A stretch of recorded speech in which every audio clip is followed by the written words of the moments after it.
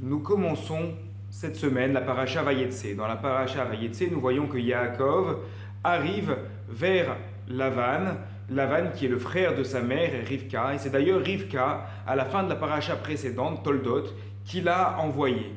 On peut se demander pourquoi Rivka a envoyé Yaakov chez Lavan. Elle sait très bien qui il est.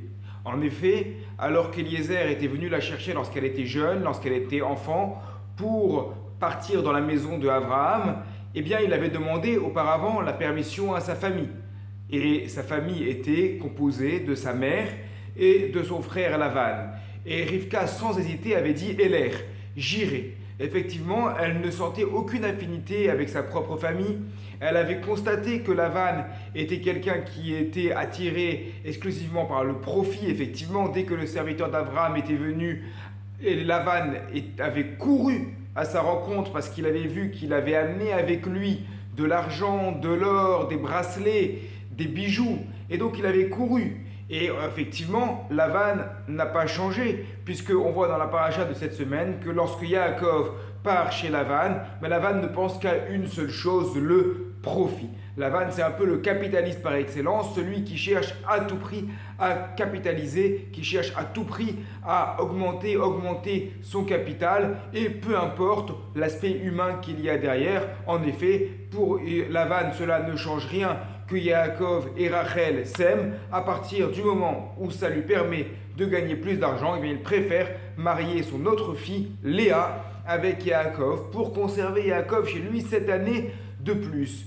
Comment Rivka a-t-elle pu envoyer son fils dans un endroit pareil, avec un frère pareil, sachant qu'elle connaissait auparavant son caractère? Eh bien, il semble que Rivka avait beaucoup protégé Yaakov.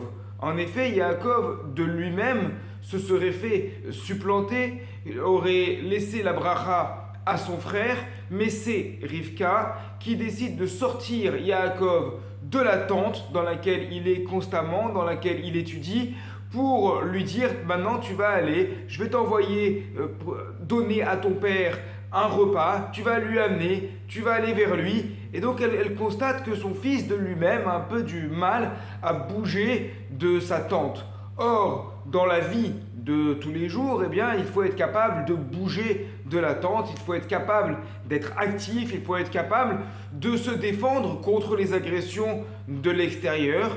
Et être trop protégé, se retrouver dans un cocon, eh bien, c'est quelque chose qui risque à long terme d'être mauvais. Il est vrai que les parents peuvent vouloir protéger. En tant que parents, on veut protéger nos enfants régulièrement. On essaye de leur dire surtout ne sortez pas, surtout n'allez pas dehors, surtout... Oui, mais à force de les protéger, au bout d'un moment, ils vont grandir.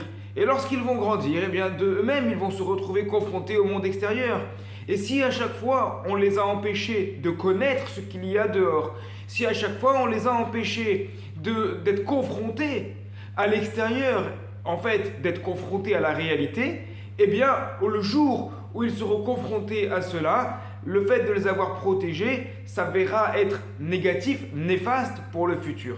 Et dans ce sens, Rivka donc connaît Lavan, elle sait que évidemment Yaakov est poursuivi par Esav, sinon elle ne lui aurait jamais demandé de partir de la maison, mais elle se dit tant qu'à faire, autant qu'il aille chez quelqu'un qui est dur, il va apprendre un peu la dureté de la vie, il va apprendre un peu qu'est-ce que c'est la vie. Effectivement, c'est ce qui va se passer.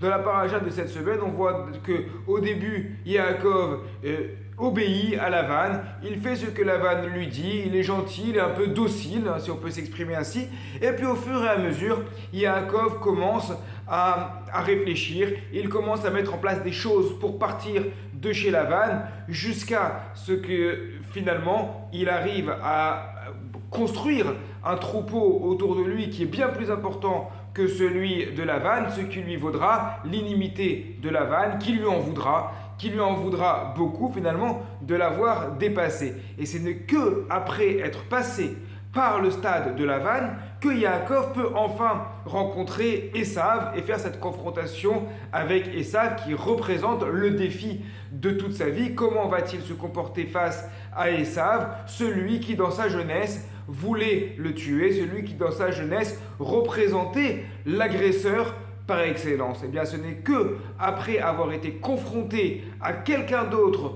de difficile, à la difficulté de la vie ou tout simplement à la réalité de la vie que Yaakov a pu avancer et passer au stade supérieur de son existence.